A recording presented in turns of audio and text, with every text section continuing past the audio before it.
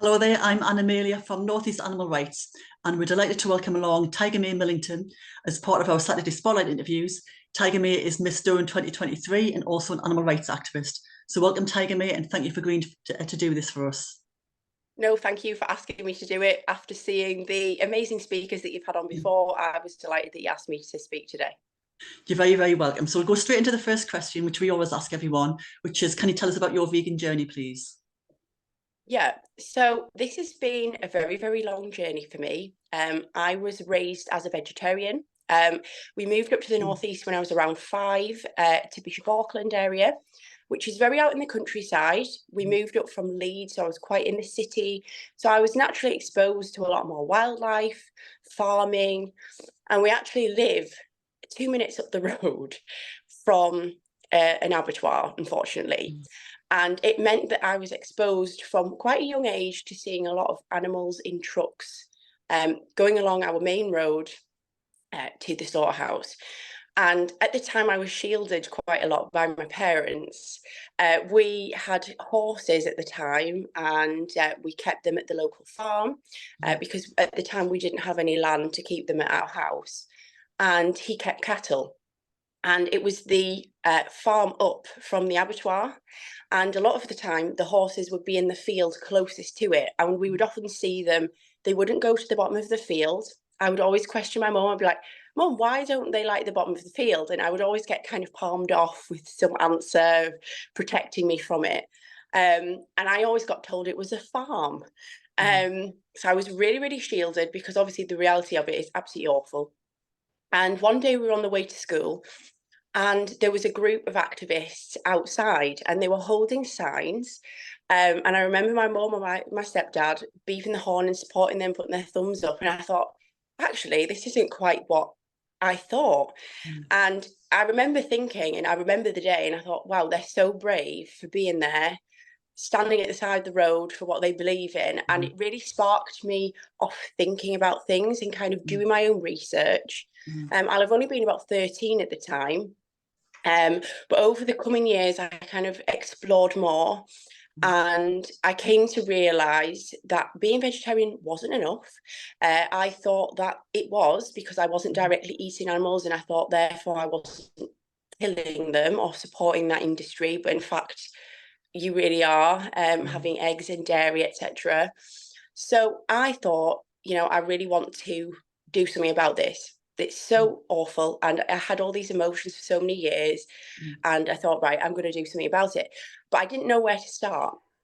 So I reached out to the Animal Save the UK branch, and I spoke to a lovely guy, Andrew, who pointed me in the direction of North East Animal Rights, and the rest is history, to be honest with you. Yeah, I was going to say that we met you at, it's kind of like a pretty hard route for activism to go straight into doing a vigil, but we met you obviously the first time doing a vigil, and then obviously you've joined our group as well. So in I terms felt of like I was exposed to it for years, to be honest. So it felt natural. yeah, but you're not how a typical activist looks like. I'm not. I mean that in a in a Yeah. positive way.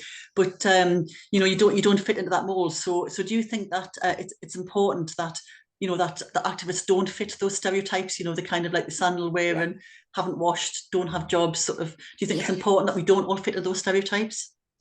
Yeah, so I think it's really, really important because really we want to increase the appeal of the movement or the group to a really wide spectrum of viewers. And really we need to stamp out that the fact that there is a stereotype, because we can't have people thinking that animal rights and environmental rights issues are for only a select group. We need to get everybody involved. Yeah. So we need to get rid of any stereotype that there is. Yeah. Yeah.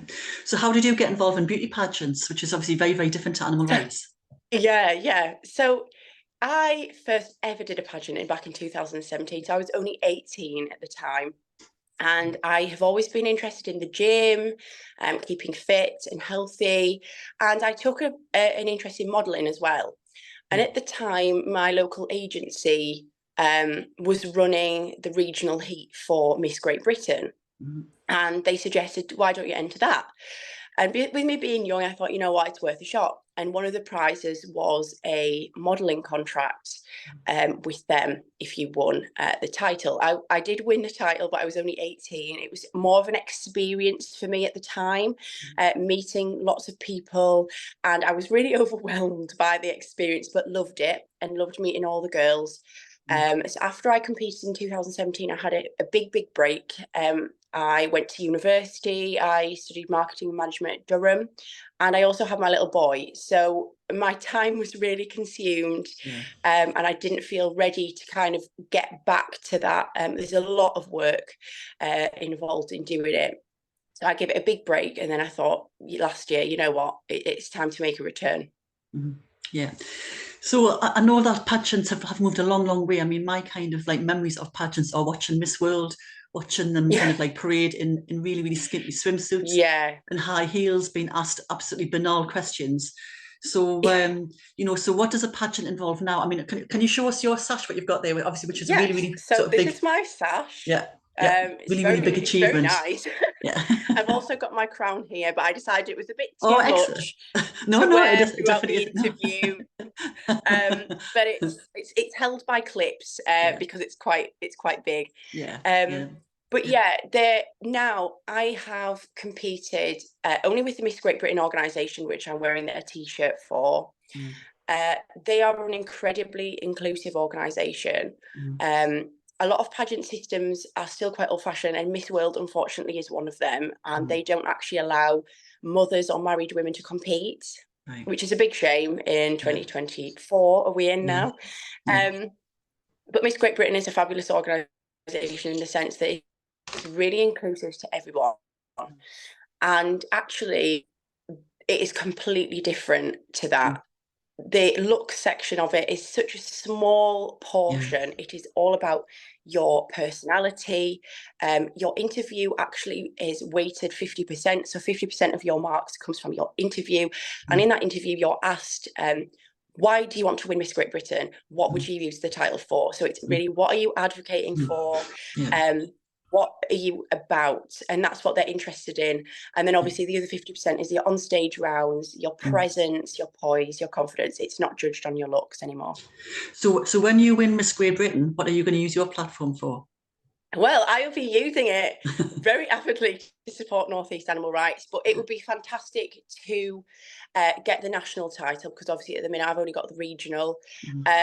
And what it allows you to do is it really does put you in that public domain to speak about whatever your issue is, and really highlight that. And because of the stereotype with, like you've highlighted, with the animal rights, environmental issues kind of going on, it would be great for me to be at the forefront of that and really dispel that, to really get the message to a wide spectrum of viewers, and really make them make that connection and choose compassion at the end of the day. Yeah, I mean, I'm not aware of any beauty queens, any pageant queens who are kind of doing that sort of thing. I know you do have celebrities. You do have celebrities who use their fame to do this. So it would be amazing to have someone in this sort of arena to do just what you're talking about. Well, it's about just getting that message out as best as we can to as many people as we can, because the reality is, once people make that connection, it's very hard to go back on it and to continue in the ways that they've maybe been living. So that's really why I'm so passionate, and I won't stop until I've done that and really put my mind to it. So what's your normal beauty routine? Okay, I mean, my routine is kind of like get up, put my cream, get some cream on my face, put my eyebrows on. That's about it. Very similar. Brush my hair. So what's yours, and what's your biggest luxury as a beauty queen? To be honest with you, I thought about this, and there isn't really a luxury. I'm not going to lie. You don't need to spend a fortune. I don't spend a fortune. And my daily routine is using the simple products, which you can get from any supermarket. So I use the cleanser, moisturizer, and I've started to use also like a night cream as well on an evening. Really simple skincare, and it works for my skin as well as it being cruelty-free and vegan. And they're only about £3 or £4 for a bottle. Yeah. Really don't need to splash out. And in terms of my actual makeup routine, my products, again, I don't spend lots of money on foundations. I don't spend £40 on a bottle of foundation. I spend about £15, and I use the NYX Won't Stop. It's a foundation and also their concealer. Yeah. And then I love Refy's products. I'm actually wearing their lip liner and contour today. They are cruelty-free, vegan, and they do a fantastic selection from lip products to contouring. I think they're even starting to bring out their eyelash and eyebrow stuff as well. So you really don't need to spend a fortune. Yeah, I mean, I think it's really important that people understand that you don't have to be spending a fortune on luxury products, No. because there's so many cruelty-free and vegan products. I mean, I think also it's important to mention that different brands have different kind of different sort of certifications. For example, it can be marked cruelty-free, but it doesn't necessarily mean it's vegan. So when we're looking at for products, we're looking for cruelty-free and vegan, because honey vegan, and it has to have both. yeah, exactly. Yeah, because some products will have beeswax, for example, honey in, Yes, and they quite a kind lot of, seem to do that as well. yeah. So we know that you've talked about your beauty routine, but do you think that pageants, I mean, this is a sort of like a kind of, do they give an unrealistic expectation of women and young girls, how they need to, you've talked about how it's the actual competition part of it is based on your personality and your interview and everything, but how do you feel as if like the public face of the queen of the pageantry, the organizations, or always someone who is very, very attractive? So do you feel as if that kind of like maybe gives a negative, like a unrealistic expectation of young people? Yeah. So from my experience, absolutely not. And you'll actually find that the prettiest girl often doesn't win. And it really reinforces the fact that they are looking for someone who is going to be a role model. That's what they want to do. They want to inspire the next generation of women, that they can follow or pursue exactly what they want to do. So really, they don't want to be setting unrealistic expectations by providing a winner that is just based on how they look. And that's why I love the Miss Great Britain organisation, because they're so inclusive, and it's allowed me to compete, obviously, with me being a mother as well. So really, it couldn't be any further from the truth, if I'm honest. It is such hard work. You've got to put in, so much of your time, which is why at the minute it works for me so perfectly. Working part-time, being a social media manager, I can exert so much time into my charity work and into all the preparation that I need to do to be successful. So really, I think now things are very much changing, and it's really not what it seems anymore. So if we've got maybe some young, vegan activists who want to kind of get involved, they're not the stereotype, we've talked about. They want to get involved in using beauty as a, beauty with a purpose. And I know you say often on your posts. So how do they get involved in this in pageantry?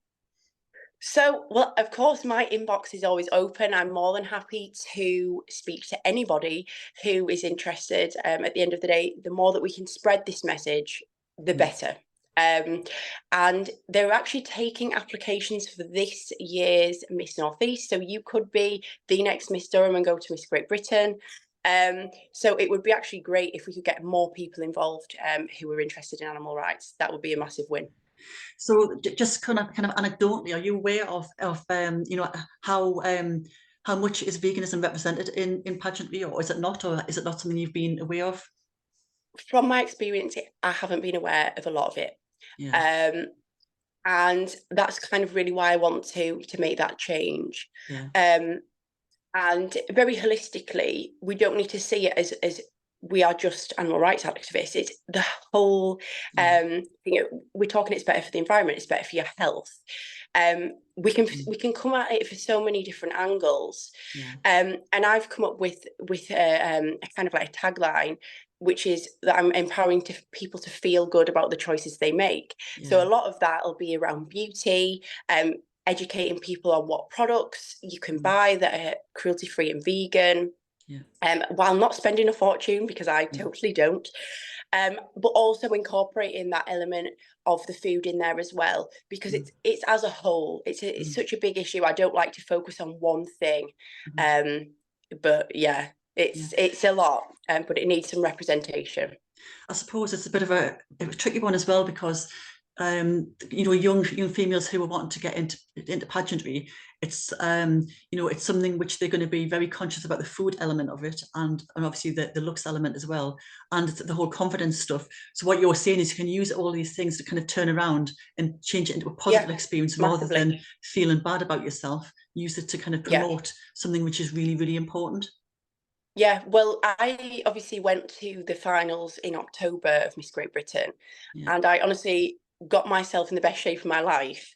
And obviously I have lived this way. So it just goes to show you don't need to be doing all these things and exploiting animals to do so. I, you know, put a lot of work in, and there is plenty of things now that you can have. I am obsessed with tofu stir fry. Anyone who follows me will see that hammered on my story. You can eat so well and look incredible. But again, like I've said before, it isn't about that. It's, you know, about your confidence and how you come across on that stage. That's what they're looking for. They're looking for someone to inspire young women and be a role model to them as well. So again, it's not too much to worry about it, but I do as well. I like to do the whole lot. Yeah. So what have you got coming up then? You must have some really exciting things coming up now. Well, unfortunately my grandmother died in January. So that put a bit of a emotional toll on me, and it makes it a bit hard to focus on exactly where I'm going next. And then obviously I've mentioned as well that a lot of pageants actually discriminate still, unfortunately, against mothers. So I'm quite limited in terms of the organisations that I can go for. There's Miss Universe and Miss Great Britain. Obviously, I've competed with them before. So I do have options, but we're just going to have to see where things go.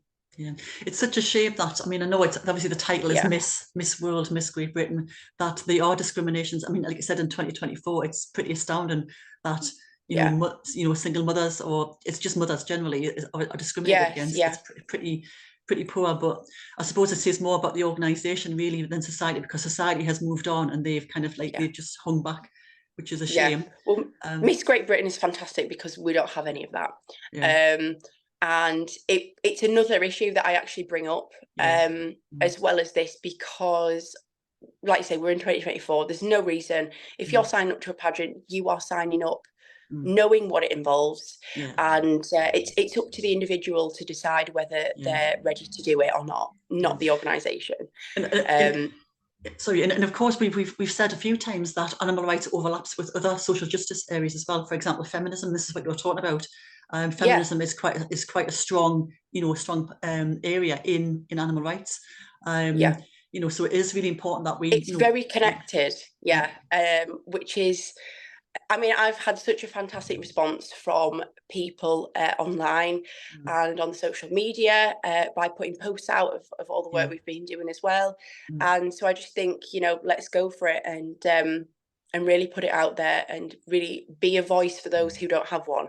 And like I say, I'll continue to, I'm not sure where I'm going next, but I will continue to do so until we really spread that awareness. And I love the story that you, I think it was at one of our school talks about the starfish. Oh yeah. And it's how I see it as where I got into it. If I've made a difference to one animal by me getting involved, so if I can inspire somebody else to get involved, that's another animal we've made a difference to.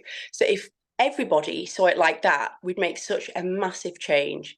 So yeah, I'm just so passionate about it. I could talk about it all day.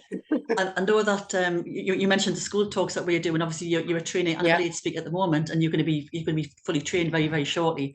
But it is really, really good to see you kind of like going out and doing these things, and again representing a different kind of speaker, a different type of activist, you know. And because obviously our group is, you know, education is key, and what you're doing through the pageants is trying to educate, raise awareness. So it's all very in line with what we do, you know. So we're coming to the end of.